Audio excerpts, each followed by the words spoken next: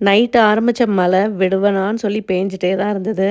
School கிளம்புனதுக்கப்புறம் கொஞ்சம் நேரம் wait பண்ணோம். மழை விட்டதும் போகலான்னு சொல்லிட்டு. ஆனால் விடுற மாதிரியே தெரில. 8:30 ஆயிடுச்சு.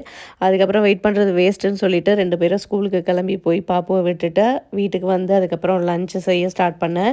நாள் நைட்டே காலையில மஷ்ரூம் வாங்கி கொடுத்துட்டு போறேன். நல்ல ஒரு பிரியாணி பண்ணுன்னு சொன்னாங்க. ஆனா காலையில அவங்களும் மறந்துட்டாங்க. நானும் மறந்துட்டேன். எல்லாருமே கிளம்புற பிஸியில தான் இருப்போமா, அதனால அதெல்லாம் சுத்தமா ஞாபகத்துக்கே வரல. அதுக்கப்புறம் வந்துட்டு இந்த வீட்ல இருந்த உருளைக்கிழங்கு, பட்டாணி, கேரட் இதெல்லாம் சேர்த்து பண்ணிடலான்னு சொல்லிட்டு ஒரு பிரியாணி தான் பண்ணியிருந்தேன்.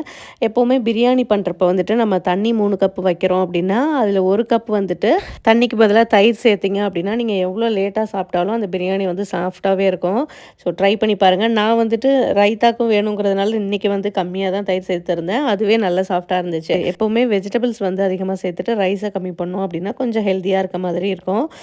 எங்களுக்கு பிரியாணி பண்ணுறோம் அப்படின்னாலே பாப்புக்கு வேறு ஆப்ஷனே இல்லை. பாஸ்தா தான். கொஞ்ச காலத்துக்கு முன்னாடிலாம் பிரியாணியான்னு கேட்டுட்டு, இப்போ பிரியாணி அப்படின்னாலே வேணான்னு சொல்லிடுறது. இந்த குழந்தைங்க டேஸ்ட் வந்து எப்போ மாறுதுன்னே தெரிய மாட்டுது. ஒவ்வொரு டைமும் ஒவ்வொரு டேஸ்ட்டை வந்து